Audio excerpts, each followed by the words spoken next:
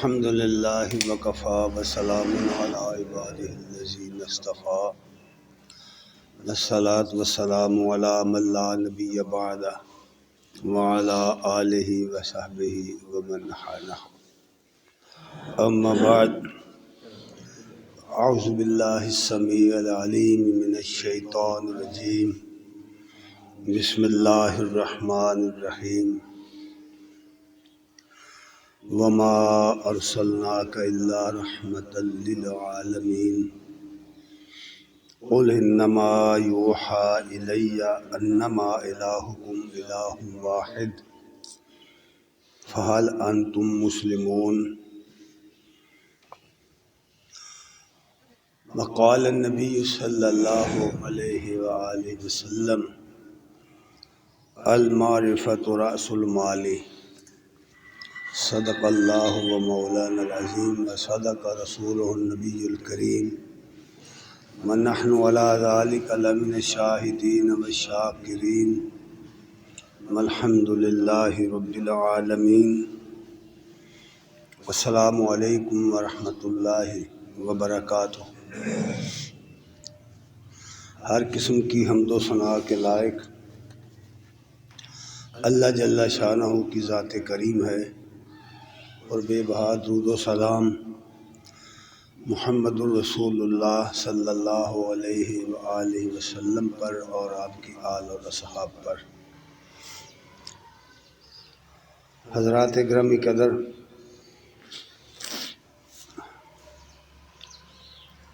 یہ اللہ تبارک تعالیٰ کا بہت بڑا احسان ہے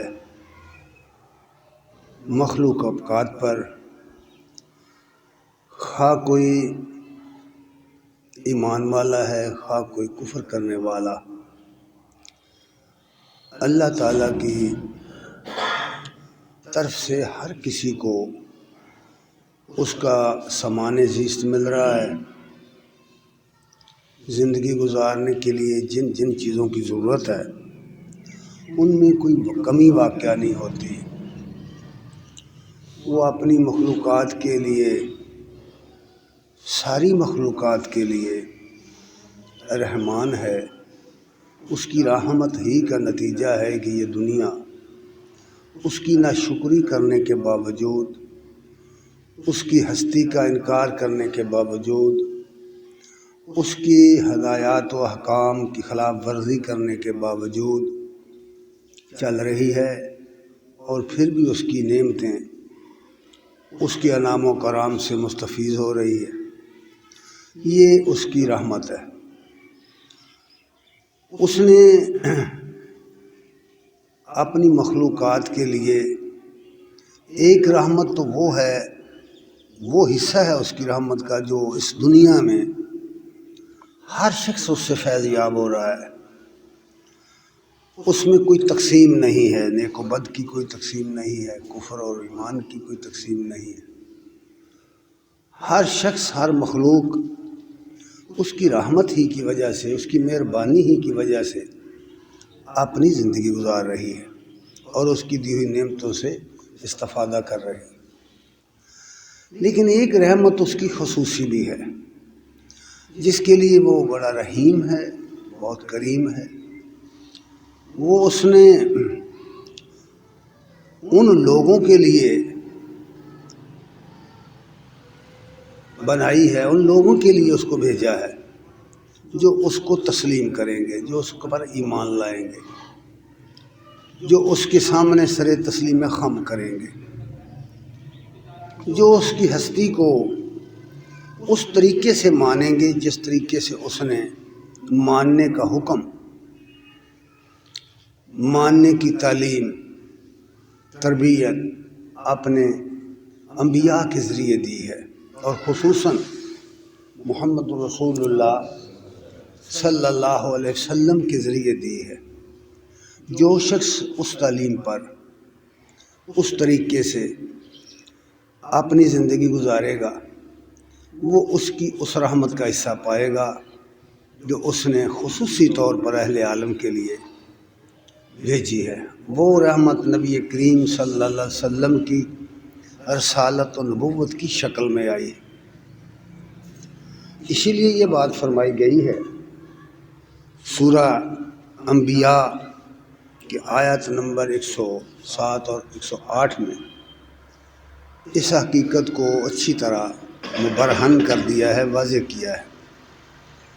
یہ جو فرمایا وَمَا أَرْسَلْنَاكَ إِلَّا رَحْمَةً لِّلْعَالَمِينَ، اور نہیں بھیجا ہم نے اے نبی آپ کو مگر اس لیے کہ ہم اہل عالم پر اپنی رحمت کرنا چاہتے تھے۔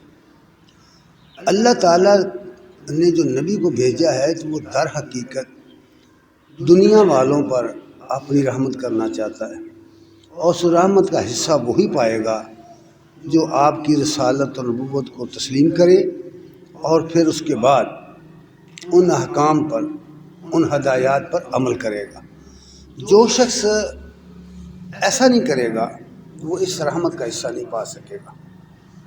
وہ اس عمومی رحمت کا حصہ تو پا رہا ہے، خواہ وہ کوئی کافر ہے، خواہ کوئی منافق ہے، کوئی فاسق ہے، کوئی فاجر ہے، جو اس نے پروردگاری کے لیے جاری کی ہوئی ہے، جو اس نے لوگوں کی پالن ہاری کے لیے جاری کی ہوئی ہے، وہ رحمت عام ہے۔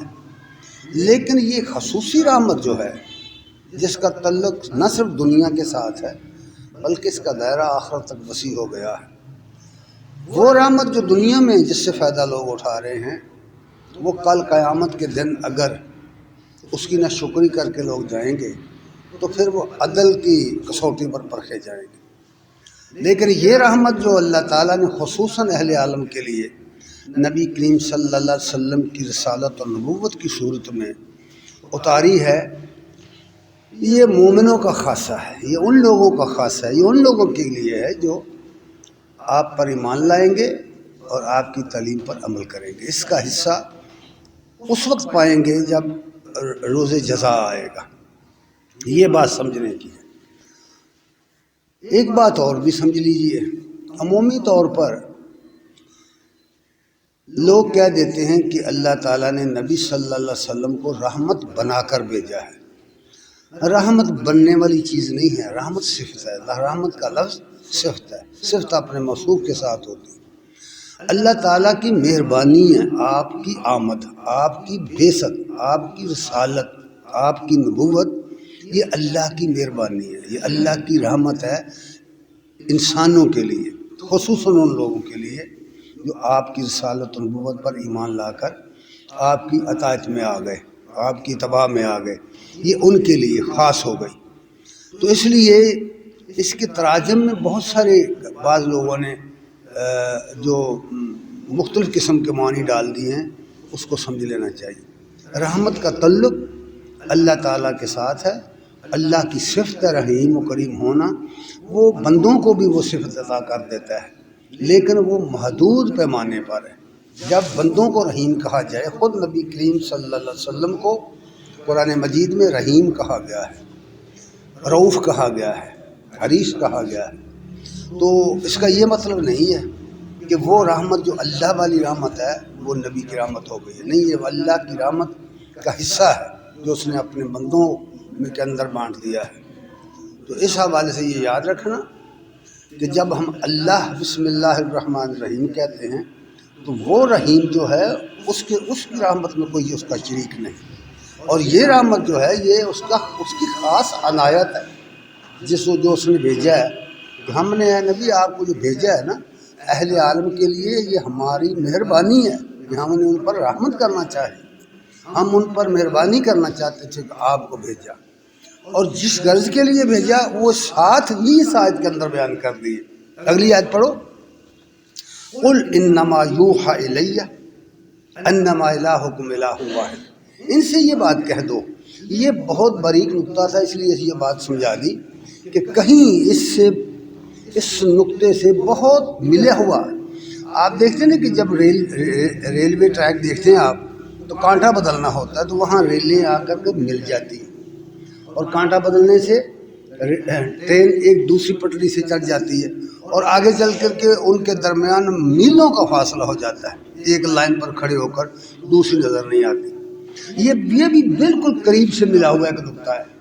اللہ تعالیٰ کی رحمت ہے۔ جب نبی صلی اللہ علیہ وسلم کو کہا گیا تو ساتھ ایک بات خبردار کر دیا گیا، قل ان سے کہہ دو، ان سے ایک بات کہہ دو، قل انما یوحی الیہ، کہ بس میری طرف وحی کی گئی ہے، وحی کی جاتی ہے اس بات کی کہ انما الہکم الہ واحد، کہ الہ تمہارا ایک ہی ہے، خدا تمہارا ایک ہی ہے۔ یعنی خدائی صفتیں کسی بندے میں نہیں آئیں گی، کسی نبی میں، کسی ولی میں، کسی عالم میں وہ نہیں آئیں گی۔ خدائی صفات فقط اللہ کی صفات ہیں۔ کبھی بھی یہ غلطی نہ کرنا کہ اس کی ذات میں، اس کی صفات میں، اس کے حقوق اور اختیارات میں کسی انسان کو شریک کرنا۔ اللہ تبارک تعالیٰ نے قرآن مجید میں یہ بات بڑی وضاحت سے بیان کر دی ہے کہ جو شخص اللہ تعالیٰ کے ساتھ کسی کو شریک ٹھہرا کر آئے گا، ذات میں، صفات میں، اختیارات میں، حقوق میں، اللہ اسے معاف نہیں کرے گا۔ یہ اعلان کر دیا، پہلے ہی بتا دیا کہ بھئی ایسا نہیں ہوگا۔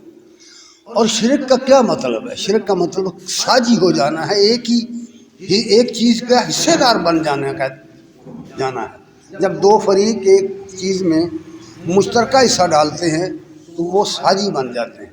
تو فرمایا اللہ کا کسی صفت میں، کسی ذات میں، صفات میں، اختیارات میں کوئی ساجی نہیں ہے۔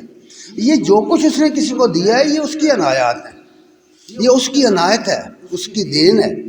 یہ ذہن میں رہے۔ اس لیے کہا کہ معبود جو ہے، خدا جو ہے، وہ اللہ ہے، وہ واحد ہے۔ اور ساتھ ہی یہ بھی کہا فَهَلْ أَنْتُمْ مُسْلِمُونَ، کیا مانتے ہو؟ بہت زبردست بات کہی، یہ سوالیہ ہے، کیا تم اس بات کو مانتے ہو؟ پوچھ لو ان سے۔ اب جو شخص اس بات کو نہیں مانے گا، انکار کرے گا، وہ عمل سے کرے، قول سے کرے، اپنے رویے سے کرے، وہ گرفت سے نہیں بچ سکے گا۔ اس لیے کہا فَهَلْ أَنْتُمْ مُسْلِمُونَ، کیا تم مانتے ہو؟ کیا تم مسلمان بنتے ہو؟ عطایت گزار بنتے ہو؟ اتباع کرتے ہو؟ سر تسلیم خم کرتے ہو؟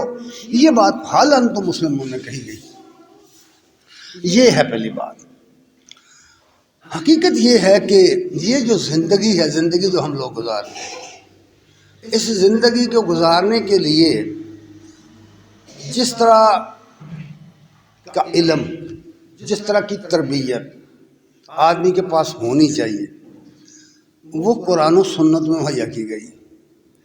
دنیا کی جتنی کتابیں ہیں، دنیا کے جتنے مذاہب ہیں، اگرچہ وہ سب نیکی کا حکم دیتے ہیں، لیکن جس طرح نیکی کا حکم، جس طرح بھلائی کا حکم، تربیت کا حکم نبی کریم صلی اللہ علیہ وسلم کی تعلیم میں ہے، وہ دوسرے لوگوں کی تعلیم میں نہیں ہے۔ اس کا فرق اس وقت پتہ چلتا ہے جب ہم ان پیغمبروں کی تعلیمات کو پڑھتے ہیں۔ پہلی بات تو یہ ہے کہ ان سابقہ انبیاء جو ہیں، ان کی زندگی کا کوئی مستند ریکارڈ دنیا میں نہیں ہے۔ اور جہاں تک ان الہامی کتابوں کا تعلق ہے جن میں ان کا ذکر ہے، تو وہاں بھی تحریف و تبدل بہت زیادہ ہے۔ یہ نہیں پتہ چلتا کہ اللہ کا کلام اس میں کون سا ہے اور پیغمبر کا کون سا ہے، کسی دوسرے کا کون سا ہے، یعنی اس میں تحریف ہو چکی۔ اللہ کا شکر کرنا چاہیے امت محمدیہ کو کہ اس کی کتاب جو اصل دین کی کتاب ہے، اصل بنیاد ہے جو اسلام کی، وہ قرآن ہے، وہ محفوظ ہے، اس کا متن محفوظ ہے۔ اس کے اندر، اس کی تفسیر میں، اس کے تراجم میں، اس کی تعویل میں اگر کوئی گڑبڑ کرے گا بھی تو چونکہ متن موجود ہے اس لیے بڑی آسانی کے ساتھ پکڑا جائے گا۔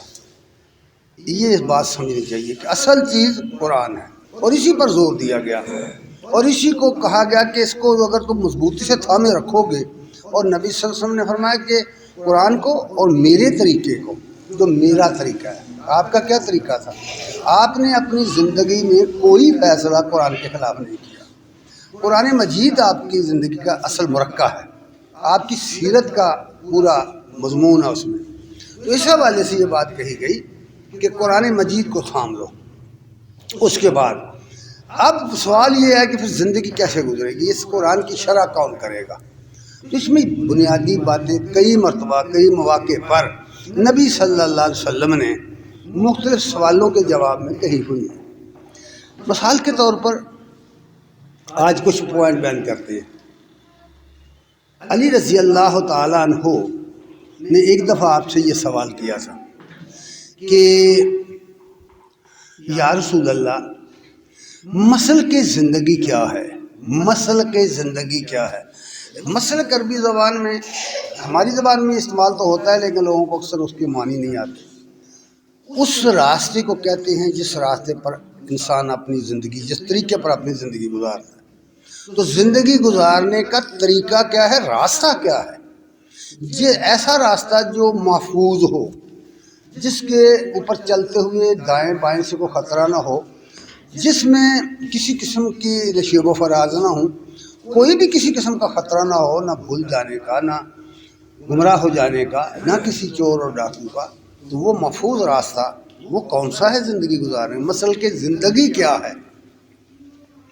یہ سوال جو ہے یہ بہت اہم سوال ہے۔ اگر آپ بھی کسی شخص سے پوچھیں کہ مسل کی زندگی کیا ہے تو وہ پتہ نہیں کیا کچھ اپنی سوچ سے بیان کرے گا۔ کسی کا مسلک پیسہ جمع کرنا ہے، کسی کا مسلک دولت جمع کرنا ہے، کسی کا مسلک بلڈنگیں بنانا ہے، زمینیں خریدنا ہے، فلاں کرنا ہے، فلاں کرنا ہے، یعنی دنیا کی گرد گھوم رہی ہوگی اس کی پوری سوچ۔ اور کسی کا مقصد بالکل ہی دنیا کو ترک کر کے راہب بن جانا ہے، درویش بن جانا ہے، فقیر بن جانا ہے۔ مختلف لوگوں کی مختلف سوچیں اس سلسلے میں آپ کو ملیں گی، لیکن آپ صلی اللہ علیہ وسلم نے ایسی بنیادی باتیں بتا دیں، بنیادی، کہ اگر آدمی ان کو سمجھ لے تو اس کو پتہ چلے گا کہ اس نے اپنی زندگی کو سٹارٹ کس طرح کرنا ہے۔ اس سوال کے جواب میں آپ نے فرمایا، پہلی بات جو فرمایا المعرفۃ راس المال، راس المال، معرفت میرا بنیادی اصل سرمایہ ہے، معرفت میرا اصل سرمایہ ہے۔ یہ جملہ بہت ہی مختصر جملہ ہے، اب اس سے بہت کچھ ہوا ہے، آگے چل کر اس سے بہت کچھ ہوا ہے۔ کسی نے اس معرفت کے لفظ سے یہ سمجھا کہ اللہ کی معرفت مراد ہے، کہ اللہ کی شناخت کرنا، اللہ کو پہچاننا، اللہ کی معرفت حاصل کرنا، وہی اصل سرمایہ ہے انسانیت کا۔ اور کسی نے اس طرح نہیں سمجھا، کسی نے یوں سمجھا کہ اس سے مراد اللہ کی معرفت نہیں ہے۔ کیوں؟ اس لیے کہ قرآن مجید میں کہیں بھی یہ نہیں لکھا کہ اللہ کی معرفت حاصل کرو۔ کوئی ایک آیت ہمیں نظر نہیں آئی جس میں یہ کہا گیا ہو کہ اللہ کی معرفت حاصل کرو۔ اللہ تعالیٰ کی ذات کے بارے میں کہا گیا ہے کہ اس کے بارے میں علم حاصل کرو، علم حاصل کرو۔ علم حاصل ہو سکتا ہے، معرفت نہیں ہو سکتی۔ معرفت کا مطلب یہ ہوتا ہے کہ جس چیز کو آپ معرفت کرنے، جس کی شناخت کرنے آپ چلے ہیں، آپ اس کی کنہ کو جان جائیں، اس کی اصل حقیقت، گہری حقیقت کو جان جائیں، سمجھ جائیں، اور اس کی کیفیت کو، اس کی حیت کو جان لیں، تو یہ نہیں ہو سکتا۔ اللہ کی ذات کے بارے میں یہ نہیں ہو سکتا، اللہ کی کنہ نہیں کو جانتا۔ لفظ الہ جو ہے اس کے معنی یہ ہیں کہ وہ جو انسان کے دماغ میں، اس کی عقل کی، اس کی گرفت بھی نہ آ سکے۔ الہ کہتے ہی اس کو ہیں جس کی سب دنیا محتاج ہو، وہ کسی کا محتاج نہ ہو، اور وہ اس کی ہستی، اس کی ذات انسانی سوچ اور فکر کی گرفت میں نہ آ سکے۔ اگر وہ گرفت میں آ جائے پھر تو محدود ہو جائے گا۔ پتہ نہیں مجھے آپ کو میری بات کی سمجھ آ رہی ہے کہ نہیں؟ اگر آپ مرکوز رکھیں گے تو سمجھ آئے گی۔ اللہ کی ہستی، اللہ تبارک تعالیٰ جو ہیں وہ گرفت میں نہیں آ سکتے۔ ان کی حیت کیسی ہے، ان کی اصل کیفیت گناہ کیسی ہے، کچھ نہیں آدمی اس کے بارے میں جان سکتا۔ اس کی صفات انہی کو جانتے ہیں ہم جو قرآن و سنت میں بیان، اس سے ہم زیادہ کچھ نہیں جانتے۔ اسی وجہ سے یہ نہیں کہا گیا کہ اللہ کی معرفت حاصل کرو، کہا یہ گیا ہے کہ اس کے بارے میں جانو، علم حاصل کرو۔ سورہ محمد کی آیت نمبر 19 میں یہ بات فرمائی، فَاعْلَمْ أَنَّهُ لَا إِلَٰهَ إِلَّا اللَّهُ۔ یہ کلمہ جو لا الہ الا اللہ ہے، پورا جملہ لا الہ الا اللہ، قرآن مجید میں صرف اس طرح پورا جملہ صرف 2 جگہ آیا ہے، ورنہ لا الہ الا ہو زیادہ آتا ہے۔ اب غور کرو، فَاعْلَمْ أَنَّهُ لَا إِلَٰهَ إِلَّا، یہ بات جانو، اس بات کا علم حاصل کر لو کہ اللہ کے سوا کوئی الہ نہیں ہے، اللہ کے سوا کوئی خدا نہیں ہے۔ یہ بھی نہیں جان سکتے کہ وہ ہے کیسا، کہاں رہتا ہے، اس کو کیسے پایا جائے، کیا ہماری گرفت میں آ سکتا ہے، ہم اس کو ٹچ کر سکتے ہیں، کیا ہم اسے دیکھ سکتے ہیں، کیا ہم اسے چھو سکتے ہیں، کیا ہم اس کو کسی نہ کسی ذریعے سے پا سکتے ہیں، اس کا ادراک کر سکتے ہیں؟ نو، بالکل نہیں کر سکتے۔ قرآن نے نفی کی ہوئی ہے کہ نہیں، اس کی ہستی کو کا ادراک ممکن نہیں ہے۔ تو یہ ایک الگ مضمون ہے جو بہت تفصیل سے بیان کر دیا کتاب و سنت کے اندر، یہ بات جاننے کی ہے۔ اور جب اس کا ادراک ممکن نہیں ہے، انسان اس کو دیکھ نہیں سکتا، چھو نہیں سکتا، ٹچ نہیں کر سکتا، پا نہیں سکتا، اور اللہ تعالیٰ پانے کی کوئی چیز ہے ہی نہیں، ہستی ہے ہی کہ پائی جا سکے۔ وجہ اس کی یہ ہے کہ محدود انسان محدود ہے، انسان فانی ہے، فانی باقی کو کیسے پائے گا؟ محدود لامحدود کو کیسے پائے گا؟ محدود لامحدود کو نہیں پا سکتا، نہیں سمجھ سکتا۔ اس لیے یہ بات کہی نہیں گئی کہ معرفت حاصل کرو، کہا یہ گیا ہے کہ یہ بات جان لو کہ اللہ کے سوا کوئی الہ نہیں ہے۔ اور یہ الہ کا جملہ لفظ جو ہے ہماری زبان میں چونکہ کوئی ایک لفظ ایسا نہیں ہے جس سے ہم اس کے ایک لفظ سے ترجمہ کر سکیں، یہی وجہ ہے کہ اہل علم نے اس کے کئی تراجم سطور میں تراجم کیے ہیں سمجھانے کے لیے۔ الہ کہتے کس کو ہیں؟ آسان بات یہ ہے کہ اس کے سوا کوئی خدا نہیں ہے، کوئی مشکل کشا نہیں ہے، کوئی خالق نہیں، کوئی رازق نہیں، کوئی رب نہیں، کوئی محی و ممیت نہیں، وہی ہے۔ یہ بات کہیں گے کہ اللہ کے سوا کوئی الہ، یہ بات جانو۔ دوسری جگہ فرمایا سورہ صافات کی آیت نمبر 35 سے لے کر 40 تک مطالعہ کر کے دیکھو، فرمایا انہم کانوا اذا قیل لہم، جب ان لوگوں سے کہا جاتا ہے، ان لوگوں سے جب کہا جاتا ہے لا الہ الا اللہ، اللہ کے سوا کوئی الہ نہیں، یستکبرون، تو یہ سرکشی کرتے ہیں، یہ انکار کرتے ہیں۔ صرف اللہ کو الہ ماننا، صرف اللہ کو مولا ماننا، صرف اللہ کو مشکل کشا ماننا، صرف اللہ ہی کو رب اور مربی محی و ممیت ماننا، فرمایا یہ صدق سرکشی کرتے ہیں۔ جب ان سے غور کرو الفاظ پر، انہم کانوا اذا قیل لہم، جب ان سے کہا جاتا ہے لا الہ الا اللہ، کہ اللہ کے سوا کوئی الہ نہیں، یستکبرون، تو یہ سرکشی کرتے ہیں، نافرمانی کرتے ہیں، نہیں مانتے۔ وَيَقُولُونَ، اور یہ کہتے ہیں اِنَّا لَتَارِكُو آلِهَتِنَا لِشَاعِرٍ مجنون، کیا ہم اپنے مشکل کشاؤں کو ایک شاعر دیوانے کے کہنے پر چھوڑ دیں؟ جن کو ہم خدا سمجھتے ہیں، جن کو ہم مشکل کشا مانتے ہیں، جن کو ہم مولا کہتے ہیں، جن کو ہم روزی رساں کہتے ہیں، جن کو ہم داتا کہتے ہیں، ہم جن گنج بخش کہتے ہیں، پتہ نہیں کیا کیا نام ہیں، وہ کہتے ہیں کہ کیا اس کے کہنے سے ہم ان کو چھوڑ دیں؟ اپنے الہوں کو، جن کے جو ہماری حاجتیں پوری کرتے ہیں، جو ہمارے لیے دعائیں کرتے ہیں، جن کے توسل سے ہمیں رزق ملتا ہے، کیا ہم اس کہنے شاعر کے کہنے سے، حالانکہ وہ جانتے تھے کہ نبی صلی اللہ علیہ وسلم شاعر نہیں ہے، یہ بات میں آپ کو عرض کر دوں، عرب اتنے پاگل نہیں تھے اور اتنے بے علم بھی نہیں تھے کہ وہ قرآن کو شاعر کہیں، شعر کہیں، اور نبی کو شاعر کہیں۔ وہ خود شاعر تھے، شعر کہتے تھے، ان کے دیوان ملتے ہیں، آج بھی ایام جاہلیت پر کتابیں ملتی ہیں ان کی۔ وہ جانتے ہیں کہ شاعر کون ہوتا ہے، وہ سمجھتے ہیں کہ قرآن شعر نہیں ہے، اس کے طرح ان کے بیانات بھی ملتے ہیں کتابوں میں، پھر وہ کیوں کہتے تھے آپ کو پتہ نہیں ہے۔ اصل بات یہ ہے کہ وہ اس شخص کو شاعر کہتے تھے جو مبالغہ میزی کرتا ہو، جو زمین و آسمان کے کلابے ملا دے، اس کو بڑا شاعر کہتے تھے۔ اور ہمارے ہاں بھی یہی ہے کہ جو جتنے بڑے بڑے شاعر کبھی سیکنڈ میں آسمانوں پر ہوتے ہیں، بڑے پرہیزگار بن جاتے ہیں، یک لفظ جب نیچے اترتے ہیں تو بالکل ہجو کرتے ہوئے دوسرے کا کی دھجیاں اڑا دیتے ہیں۔ اسی لیے قرآن نے کہا کہ جہلات جو ہیں وہ شاعروں کے پیچھے چلتے ہیں، ابھی کے شعر کے ساتھ تو تعلق ہی نہیں، یہ قرآن تو صرف نصیحت ہے۔ سورہ یاسین نے اس کی تفصیل بیان کر دی، سورہ شعراء میں اس کو بیان کر دیا کہ یہ شعر نہیں ہے، قرآن شعر نہیں ہے، اور قرآن کو لانے والا شاعر نہیں ہے۔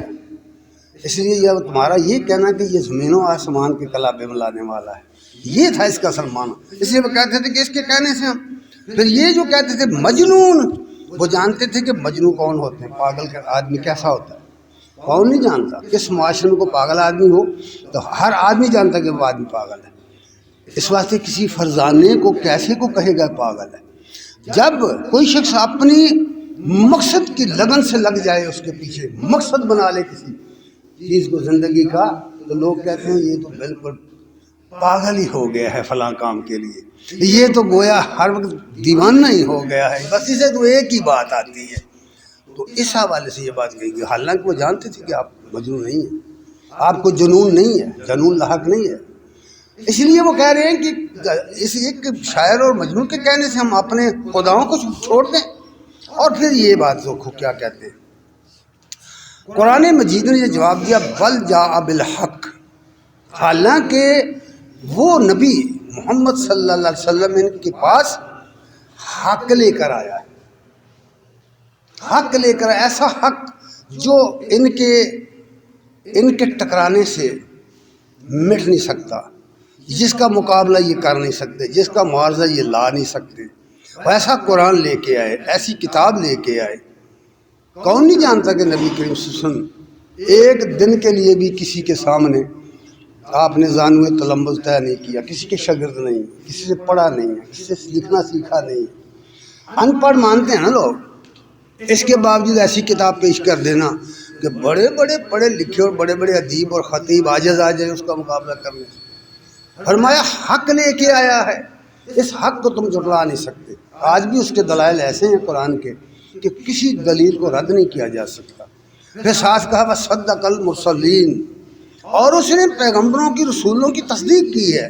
جو بات یہ نبی محمد صلی اللہ علیہ وسلم کہہ رہے ہیں، یہ کوئی انوکھی بات نہیں کہہ رہے، یہ وہی بات ہے جو اس سے پہلے ہزاروں لاکھوں انبیاء آئے وہ کہہ کے گئے ہیں۔ اب قرآن مجید کا مطالعہ کریں، آپ مختلف صورتیں پڑھیں، ہر نبی کی دعوت کو پڑھیں، تو ہر نبی لوگوں کو کیا کہہ رہا ہے، یا قوم اعبدوا اللہ، اے لوگو، اے میری قوم کے لوگو، اللہ کی بندگی کرو، اس کے سوا تمہارا کوئی معبود نہیں، اس کے سوا تمہارا کوئی الہ نہیں۔ ہر نبی کی یہی دعوت، اس لیے فرمایا صدق المرسلین، کہ مرسلوں کی تصدیق کر رہے ہیں، انہوں نے کوئی نئی بات نہیں کہی، وہی دعوت جو پہلے نبی دیتے آئے۔ پھر فرمایا کہ یاد رکھو اگر تم اس حق کو تسلیم نہیں کرو گے، اگر اس رحمت خداوندی کا جو در کھل گیا ہے، اس رحمت کو تم قبول نہیں کرو گے، تم اس کو دین کو زحمت سمجھ رہے ہو، تم رسالت و نبوت کو زحمت سمجھ لیا تم نے کافرو، یہ تو تمہارے لیے رحمت ہے، یہ تو اللہ نے اپنی رحمت کا دروازہ کھولا ہے۔ اب اگر تسی اس کو تسلیم نہیں تم کرتے تو فرمایا انکم لذائقو العذاب العلیم، یاد رکھو دردناک عذاب چکھنے والے ہو، دردناک عذاب چکھو گے، بچو گے نہیں، اس کا انکار کر کے کوئی بچ نہیں سکے گا۔ اور پھر ساتھ ہی یہ بھی کہہ دیا، ہمارے ہاں ایک اور بات بڑی مشہور ہے، لوگ کہتے ہیں کہ جو کچھ چاہے کرتے رہو، جیسے چاہے عمال کرتے رہو، چونکہ تم نے کلمہ پڑھا ہے، تم محمد صلی اللہ علیہ وسلم کی امت ہو، امتی ہونے کے ناطے اللہ کی رحمت سے تمہاری بخشش ہو جائے گی، اللہ کی رحمت سے۔ پھر اس طرح کی روایات بھی بنائی ہوئی ہیں کہ پوچھا گیا کہ آپ کی بخشش بھی رحمت ہی سے ہوگی، فرمایا کہ ہاں میری بخشش بھی رحمت ہی سے ہوگی۔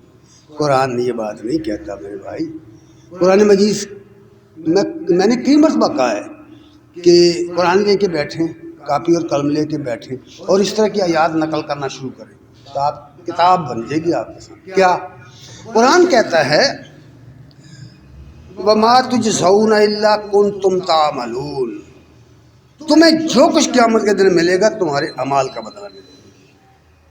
اب اعمال اگر نہیں کیے تو رحمت کیسے ہو جائے گی، اللہ کیسے راضی ہو جائے گا؟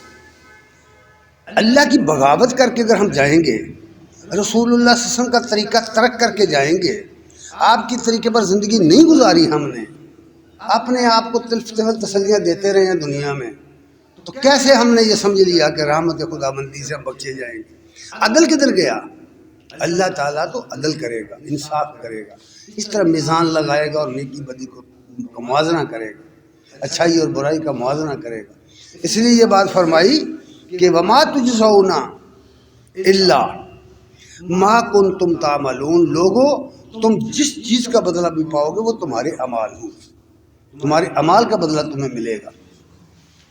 اور ساتھ ہی یہ فرما دیا الا عباد اللہ المخلصین، ہاں جو اس کے مخلص بندے ہیں، مخلص یاد رکھیے، ایک ہوتا ہے مخلص لام کے زیر کے ساتھ، ایک ہوتا ہے مخلص لام کے زبر کے ساتھ۔ یہاں مخلص نہیں کہا، یہ نہیں کہا، کیونکہ مخلص جب کہتے ہیں تو مطلب یہ ہوتا ہے کہ کوئی بھی کام کرنے والا اخلاص کے ساتھ کرے، اس کا یہ مطلب ہوتا ہے۔ لیکن جب مخلص کا آیا کہ اللہ کے مخلص بندے، تو پھر وہ ہوتے ہیں جو اپنے عمل کی وجہ سے، اپنے عقیدے کی وجہ سے چھانٹ کر الگ کر لیے گئے، وہ ہوتے ہیں۔ یعنی اللہ نے ایک پذیرائی یہ دے دی ہے کہ انہیں چھانٹ کر الگ کر لیا ہے۔ فرمایا ہاں وہ بندے جو اس کے مخلص ہیں، چھانٹ لیے گئے ہیں، جنہوں نے اپنے قول اور عمل اور عقیدے کے ساتھ اس دین کو نبھایا ہے، اس پر اس کی کال میں ڈھل گئے ہیں، ان کو اللہ تعالیٰ الگ کر دے گا۔ اس کا ذکر قرآن حکیم میں دوسری جگہ کیا ہوا ہے، لیکن آگے چل کر میں عرض کرتا ہوں۔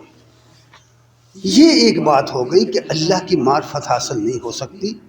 معرفت کو جو بات کہی نا، المعرفت راس و مالی، معرفت شناخت میرا اصل سرمایہ ہے۔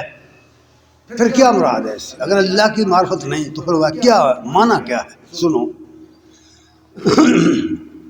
قرآن حکیم کو پڑھو، قرآن مجید کے ذریعے اس حدیث کے اس ٹکڑے کا معنی تلاش کرو۔ قرآن کیا کہہ رہا ہے؟ قرآن مجید کی یہ کہتا ہے، سورہ الحشر کی آیات 18-19 کو پڑھ کر دیکھو، اللہ تعالیٰ کیا فرما رہے ہیں؟ یا ایھا الذین آمنوا اتقوا اللہ ولتنظر نفس ما قدمت لغد واتقوا اللہ۔ اے لوگو جو ایمان لائے ہو، اپنے رب کی نافرمانی سے بچو، اپنے رب سے ڈرو۔ عام طور پر اس کا یہ ترجمہ کیا جاتا ہے، لیکن معنی اس کا یہ ہوتا ہے کہ اپنے رب کی نافرمانی سے بچو۔